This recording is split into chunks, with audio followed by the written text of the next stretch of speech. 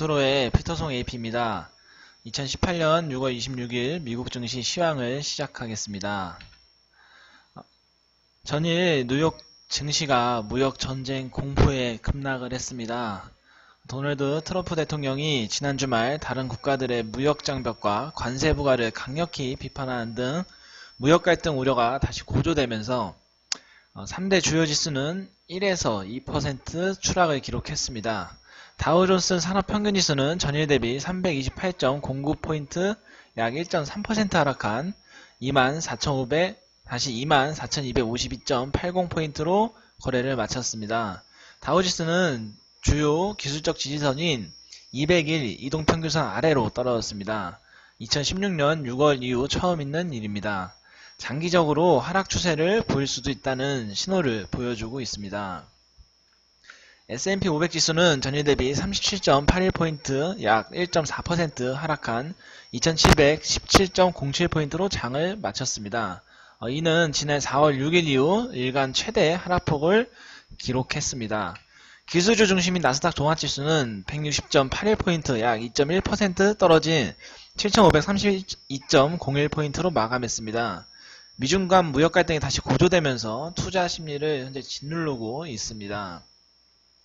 월스트리트 저널은 지난 24일 도널드 트럼프 대통령이 이번 주 중국 지분이 25% 이상인 기업을 대상으로 산업적으로 중요한 미국의 기술에 투자에 제한하는 규정을 발표할 계획이라고 보도했습니다. 또한 트럼프 대통령은 트위터를 통해서 미국은 그들 나라로 수입하는 상품에 인위적인 무역 장벽이나 관세를 부과하는 모든 나라들의 무역 장벽과 관세들을 제거할 것을 주장하고 있습니다. 그렇지 않을 경우 미국으로부터 상호 호혜적 이상의 대응을 받게 될 것이라며 무역은 공평해야 하며 더 이상 일방통행은 안 된다고 강조하고 있습니다. 업종별 동향을 한번 살펴보겠습니다. 기술, 이미 소비재, 에너지 업종 등의 낙폭이 컸습니다. 종목별로는 페이스북, 아마존, 애플, 넷플릭스 등이 하락했으며 할리데이비스는 유럽 수출용 오토바이 생산시설을 미국 밖으로 이전하겠다고 발표한 이후 6%나 급락을 했습니다. 할리데이비스는 유럽에서 매년 4만 대의 오토바이를 현재 판매하고 있는데 유럽연합은 미국의 철강과 알루미늄 관세 부과에 맞서서 지난 22일부터 할리데이비슨 오토바이, 버번 위스키 등 28억 유로의 미국산 제품에 보복 관세를 부과하기 시작했습니다.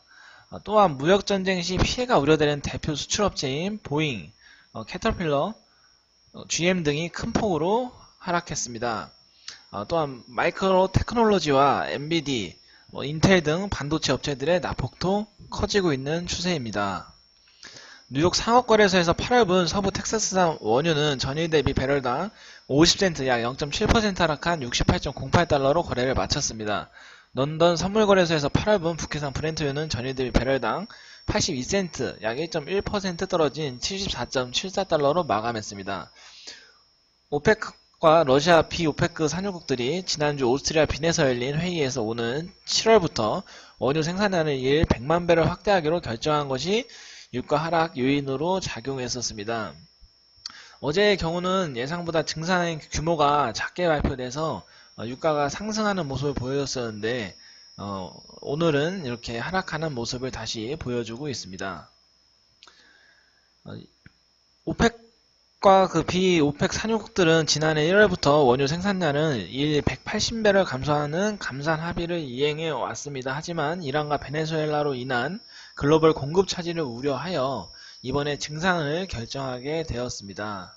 한편 지난주 미국의 가동 중인 원유 채굴기 수는 전주 대비 1개 줄어든 862개를 기록하고 있습니다. 3월 이후 처음으로 하락한 모습입니다.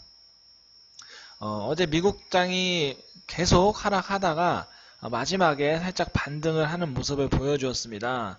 앞으로 좀 더 미국 증시에 대해서 보수적인 관점으로 바라보면서 섣부르게 지금 시점이 바닥이라고 판단하지 않고 보수적인 투자를 이어나가시기를 바라면서 오늘 미국 증시 시황을 마치도록 하겠습니다.